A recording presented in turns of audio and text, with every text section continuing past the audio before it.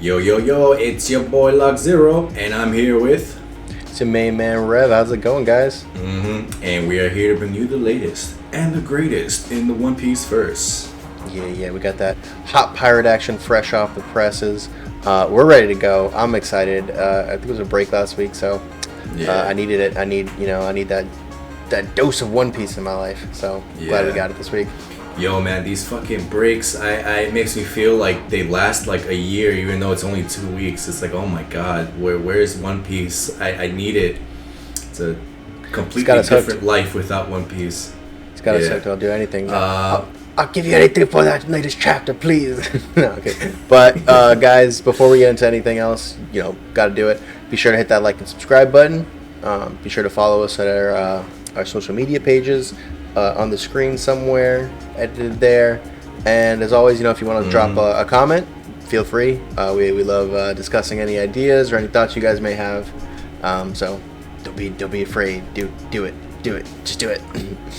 Yes. Be a brave person. Share your thoughts amongst the randos on the internet. But yeah, man. With that being said, let's get into the chapter. Chapter 1034, Shimotsuki 33. 33? 33. I know you want it to be 34. No, I'm staring at it right there. 1033. Okay, then I've been mislabeling the chapters when I post them. But anyway, I guess we're on chapter 1033 again, Shimotsuki Kozaburo. And we start off with the cover art. Tashigi and Smoker playing with some penguins. Pretty cute. Playing little, I guess, Power Ranger game or something. They're fighting the evil shark that preys on them. So, those look like Gundam helmets. Like the V-Force Ranger squad, and they just don't even want to mess with Smoker. I love that penguin in the background whose eyes are just bulging. I love the animals when they do that in this universe. It's hilarious. But we don't want no part of that Smoker, man. Yeah, but I like this though. This seemed to me like there was care and attention put into this, so I approve of this cover art. Even if it's not canon or consequential in any way, shape, or form. But anyway, getting into the chapter, the chapter picks up with the Zoro versus King fight, and Zoro is reprimanding Enma for draining Haki and kind of sucks it back into his arm. Don't really know how that works, but he's taking control again. And King appears in front of Zoro, offering him a free hit. He's like, "Hit me!" And Zoro does this, trying to do a direct stab. And King then spontaneously combusts and explodes. Yeah. With that, we cut to Sanji and Queen. And Queen's giving a little backstory in there. He's commenting, Zoro can't win against King. Gives a little bit of backstory about the Lunarian race. Sanji's probing for a little bit more, answers, but Queen is not so obliging. And then we go back to the fight, and we do see that Zoro survives the explosion, managed to put some armament Haki on him at the last moment. Mm-hmm. Yeah, that's just interesting. You can just tank explosions and stuff if your armament Haki is good enough. But he keeps. I mean, it makes sense because then it's like, certain just explosions are like, nope, my will is so super strong. It just doesn't make any, otherwise, anybody could get hit with a sneak attack, right? But it's like you can just put up that last second force field shield. Yeah. Zoro's attacks seem to really have no effect on King.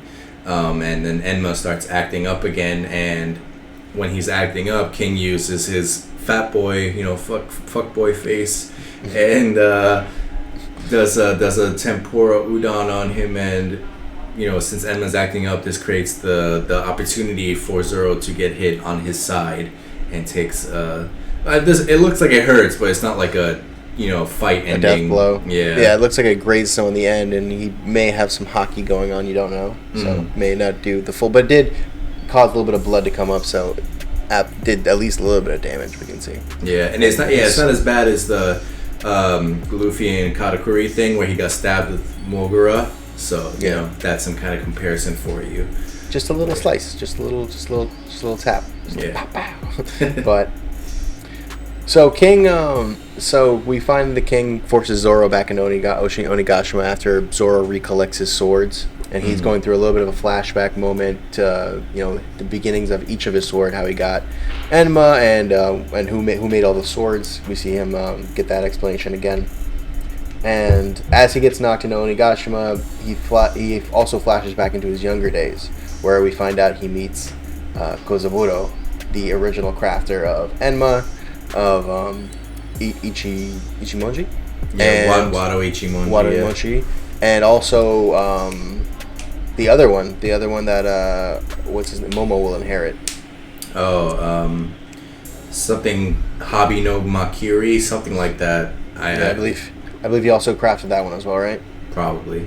I believe so. Mm-hmm. So, we meet the swordsmaker in his memories, and we see him, and he's the one who actually gives Zoro his first blades, and we see him give a little bit of talking about the nature of blades in the One Piece universe. So, about to answer a lot of the questions, we think, right?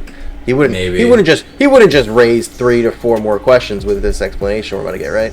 Yeah, no, he wouldn't do that. That wouldn't be One Piece. Oda's very direct, and he doesn't, make us hold on to theories and questions for decades at a time. Yeah.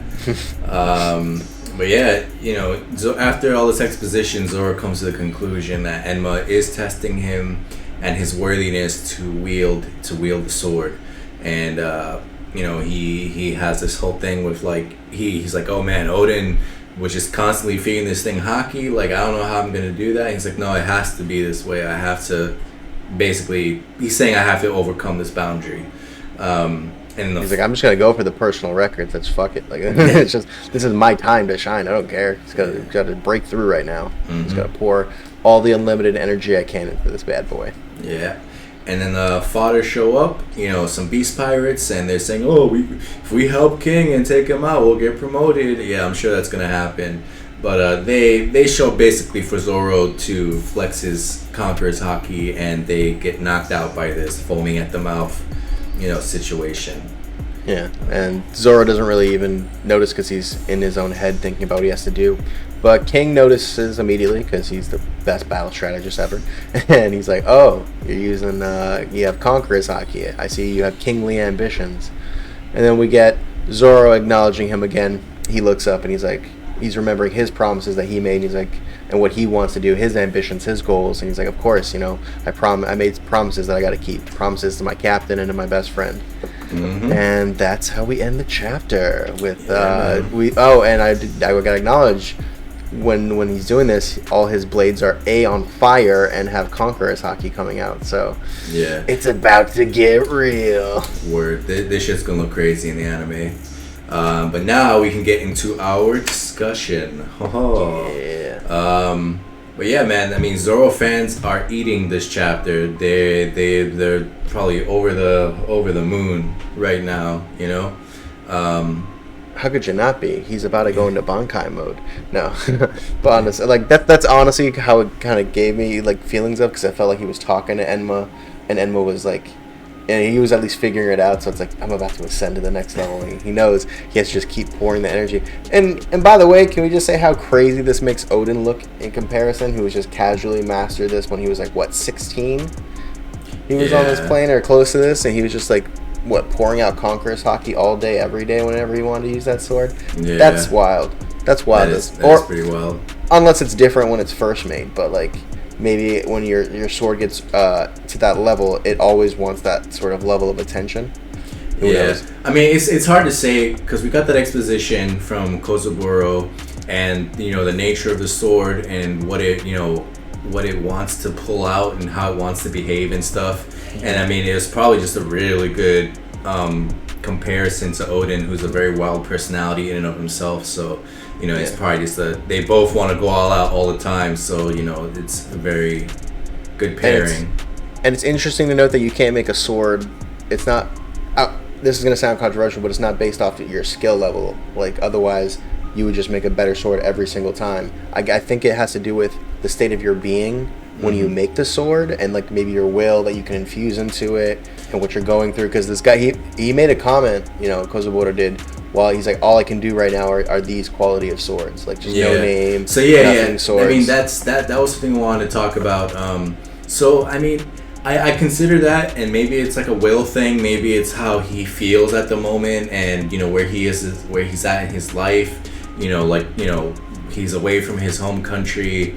I mean, I want to also say, I mean, there's specific materials in Wano that are not available in other places. So it might have been just a physical limitation of what he's able to craft. You know what I mean? He might not have the tools, the equipment, the resources to really forge something that is, you know, to the caliber that he would like it to be. Yeah. I mean, I've never got the feeling that like their stuff was like special, like they had like, you know, mega metal or something over there. I always thought it was just really to do with who they were as a people and like, you know, what the lessons that they were being passed down on, and like they really understood the nature of the world. That was kind of what Wano represented, like the ancient knowledge sort of just honed and crafted. And I think it was something to do with his will, like he wasn't living. At least that's my theory. I don't know. I don't think it has anything to do with location or materials. I think it's more about the person and their state of being. Gotcha. That's my theory going into. That's what I'm getting out of this. But I don't know. Other people may disagree, and Oda may, you know, give us a different way, and maybe it is about where he's at literally. Yeah, that's possible. And I guess I could say it's more likely that that's the case. But yeah, do you think? To me, this chapter kind of seems like it puts King above Katakuri. I mean, forgot him, sure. I mean, Katakuri's observation hockey seems to be the best we've seen in the series so far.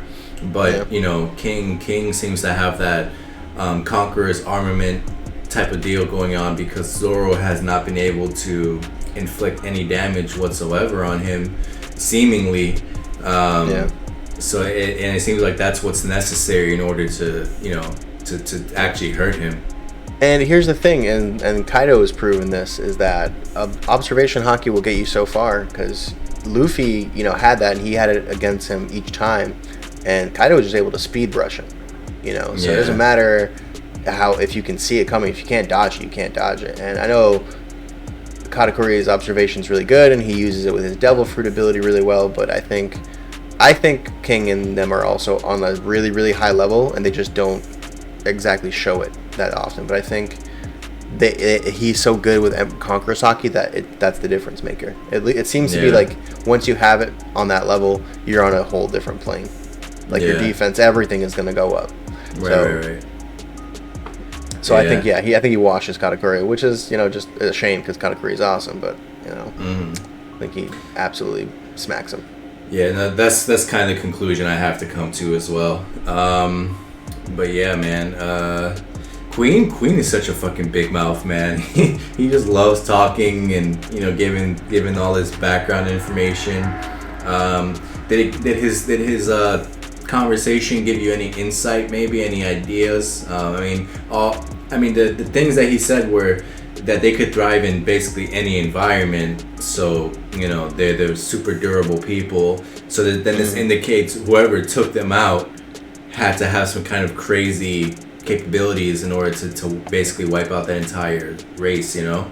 So maybe this ties in with the Sandians and the Sandians and the Skypians, because like this seems to be like the sun god thing. Like, you know, if you have a person who has fire on their back, it could be you could easily see how you mistake that for a god. And like right now they're saying they were considered gods. I could see how they think that the sun gods or whatever in that, you know, is the Lunarians. Yeah. Do you think Sun God Nika was a Lunarian? I think so. I think he's probably like the most famous Lunarian, and he became like a religious figure because he did something so awesome. And they'll, you know, give a little backstory. I don't know how that's going to tie into where we're at now, but that seems to be the simplest, most logical explanation. Exactly. Yeah. Who would have taken them out? I feel like it's always the world government. Yeah, it's always them. It's always those motherfuckers. Maybe with the ancient weapons or something. But yeah, who knows? I mean, like I said, if they lived on the Red Line, I guess it wouldn't be the ancient weapons. If they're living on the Red Line, I would think that wouldn't line up with the timeline of when these weapons were actually in circulation. But yeah, I'm assuming these celestial dragons are not going to tolerate anybody being above them. Yeah. What is the celestial dragons things, like they're gods, and if you have other people who worship them, it's like, well, no, you can't have two gods. You can't have two different ideologies. So maybe the Navy and the Marines were ordered to hunt them down for bullshit reasons, even though it's like the Tenryubi are like, haha, we're godlike creatures and we must be reigning supreme in our bubble, you know, suits. Yeah. And that kind of bullcrap. I could see that being the case. easily, actually. Yeah. But Queen, yeah, definitely needs to shut his mouth. But I mean, you can see he's pretty arrogant, so he thinks that he's gonna wipe out Sanji. So all this is just him talking and doing battle things, just talking and giving your opponent information during battle. That's just how every battle is, obviously.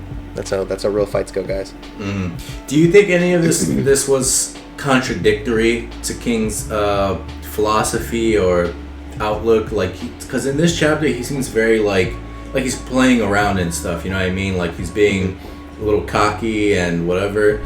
And before, I kind of got the impression like he was going to be very pragmatic and just try to get it done as efficiently and quickly as possible. You know what I mean?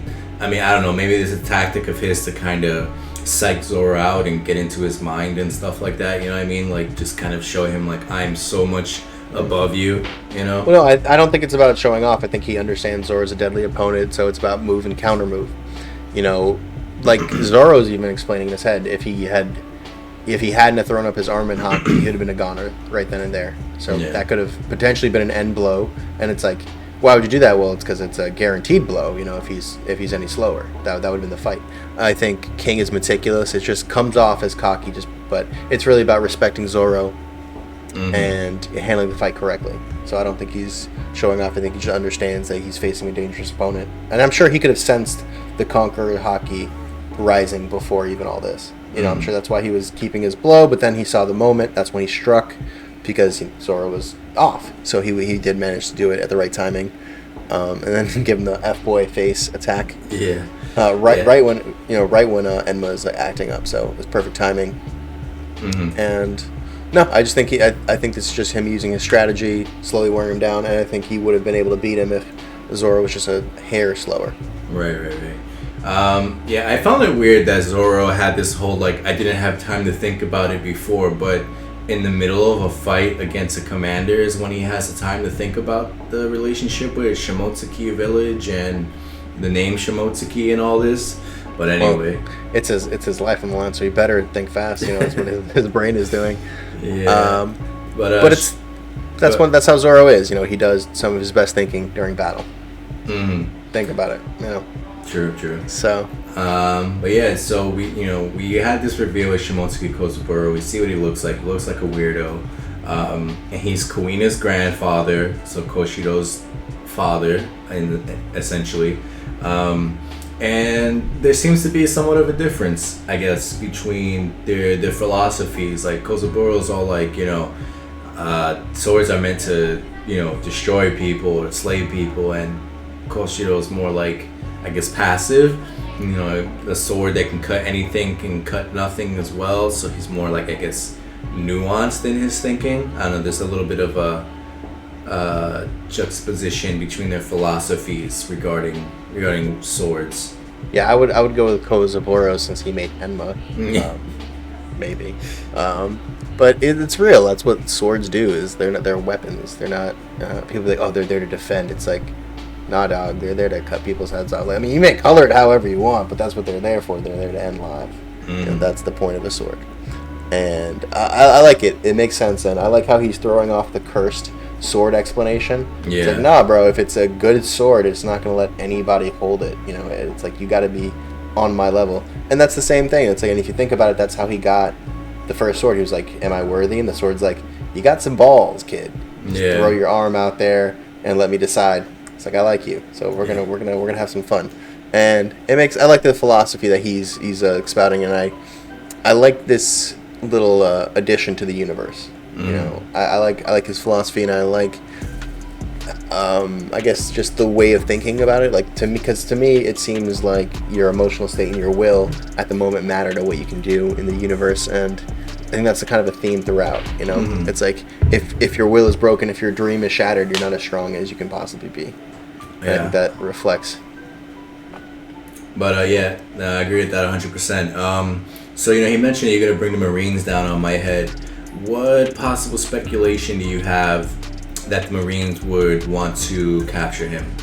He's just a pirate, He's I'm sure that he's a famous pirate, and I'm sure he's did a bunch of crazy stuff, just like anybody. Like when Odin got there, he was, he got such a high bounty because he was powerful, and no one could stop him. So I'm sure they tried, and they just couldn't, and he kept beating up people, and he probably just got a ridiculously high bounty for that. Yeah, I mean, I would think, given the nature of Wano and its defenses and stuff like that, and its anonymity, the government would want him just so they could, learn more about the territory and, the ways in and out, or whatever it is they could possibly learn about the country to give them some kind of advantage. So just for the fact that he came from Wano would make him a valuable asset to be retrieved, Possibly. But I mean, if they have Green Bull as an admiral and he's from this country, then wouldn't he also be able to give them all the answers? Yeah, I mean, assuming he is from Wano, I mean, Fujitora and him look like they would be characters from that place. But I don't know. I was also thinking, like, it's kind of funny. There's designs of characters in One Piece that they look like, so like, I don't want, maybe like, I guess you could say realistic. They look more like people versus characters like Gaimon or these weirdos who just look like the most cartoony people in the world. And if you were to put them side by side, it would look so weird. But yeah, I love this stuff. It's so zany. It's like I was saying at the beginning. That's why I like this cover art, because that penguin, like with its eyeballs bulging out, looking at Smoker. That kind of thing is funny. Like it was the same thing with the dugongs when Luffy was when beat him up. That stuff was hilarious to me. But what else could we discuss here? I mean, this actually was a pretty concise chapter. Like I feel like not too much happened. Yeah. But I am excited at the ending. Seeing Zoro talk to Enma basically, and just because I'm rewatching Bleach, it just feels like that, where it's like he's ascending to the higher level. He's gonna get Bankai form. He's gonna get his super duper mode on. But I think he's about to tear King up. I think he's about to do some serious damage. I think it's gonna be a quick fight whenever they get to it. But I can't freaking wait. Yeah, no, I mean he looks fucking crazy with the Conqueror's Haki drip on the swords. And the flame cloud steam stuff wrapping around the swords, even on the one on his mouth, like, he just looks like super beastly. So aesthetically, it's very pleasing. When he does this with Ashura, it's gonna look insane.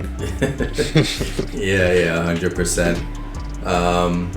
But yeah, so do you see this wrapping up relatively soon? This fight between these two?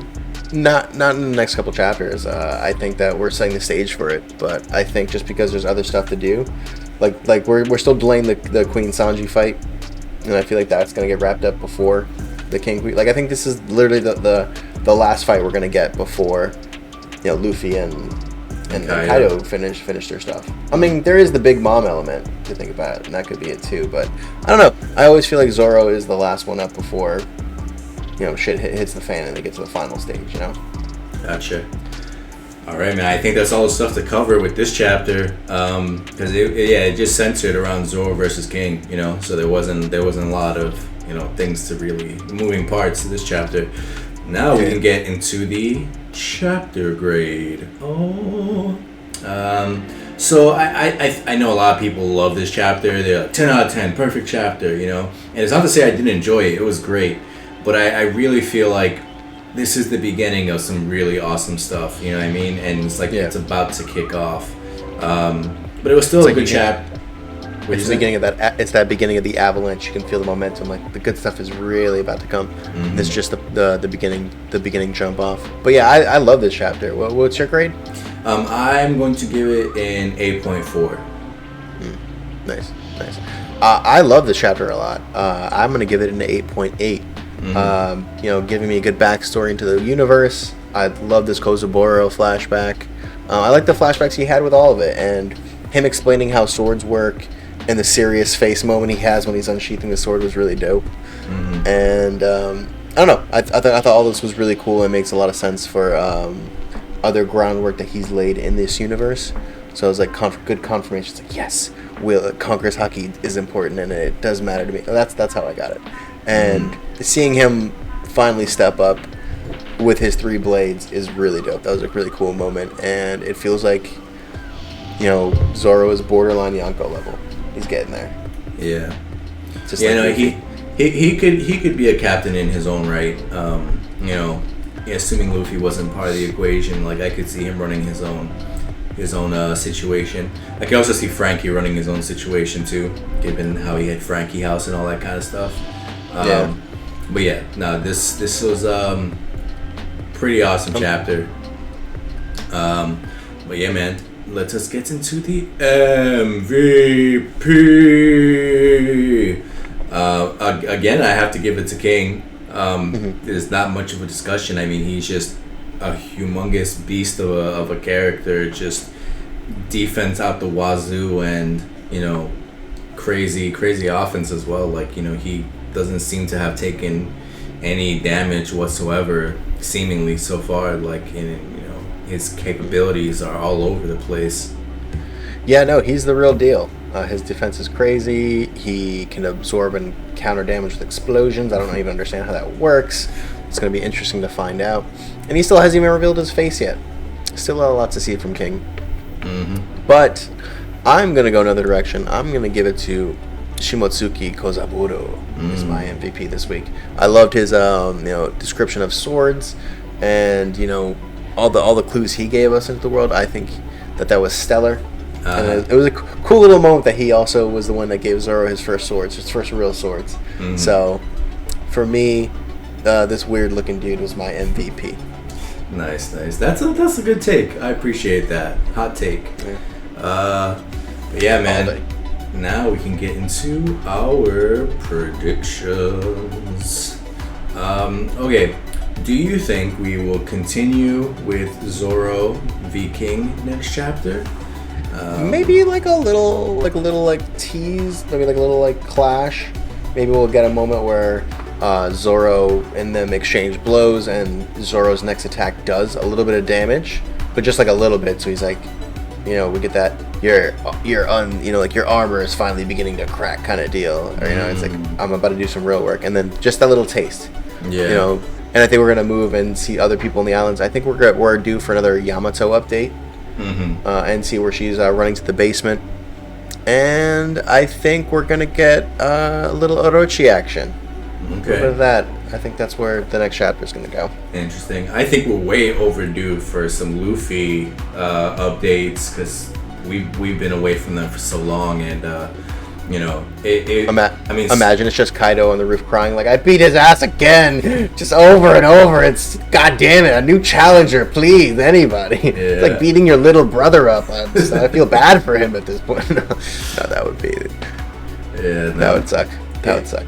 I think the next chapter will be prime time for check-in with what's going on with that, because such an important fight, we don't shouldn't be off screen. You know what I mean? And we've been away from them for so long, so we need something to see where it's going. Yeah, like a little bit of anything, right? Like, because if they're exchanging blows at this high impact level, you think other places in Onigashima would start feeling that as well. It's like, oh, there's earthquakes going on. It's like, no, it's not earthquakes. It's Luffy versus Kaido. They're really getting into the thick of it. Yeah, the thick of it. But yeah, I think we should check on them. I hope we get to see some more of Luffy before the end of the year. It's getting close. Yeah, I think we might get back to Sanji and Queen.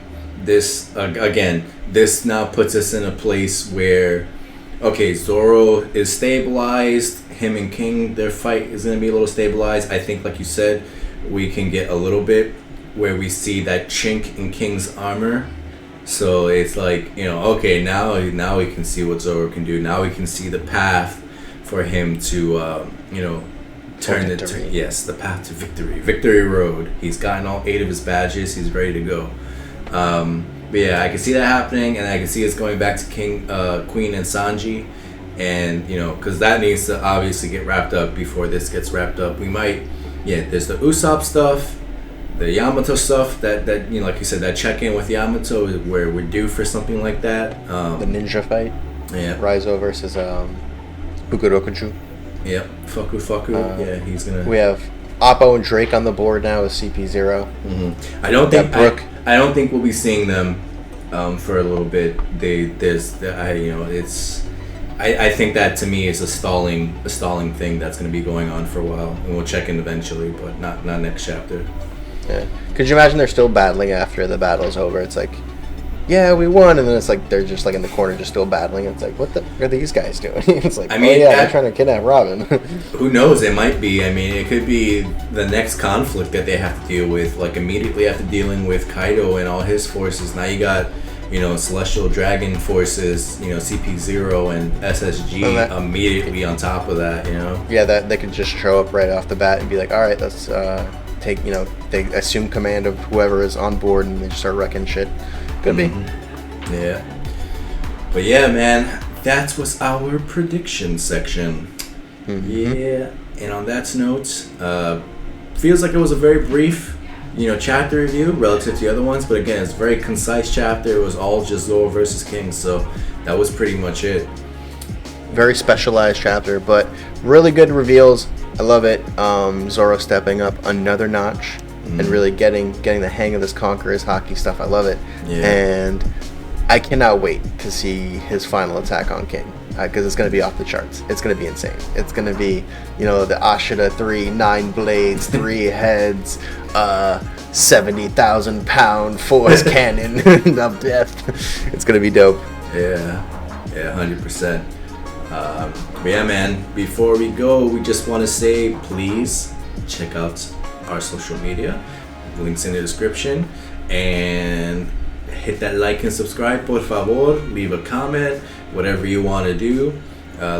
We love to hear from you guys. We love to interact with the community, so drop that down there. Absolutely. I am Lock Zero, and I'm your main man Rev. We are Journey to Laugh Tale, and we will see you next time. Peace.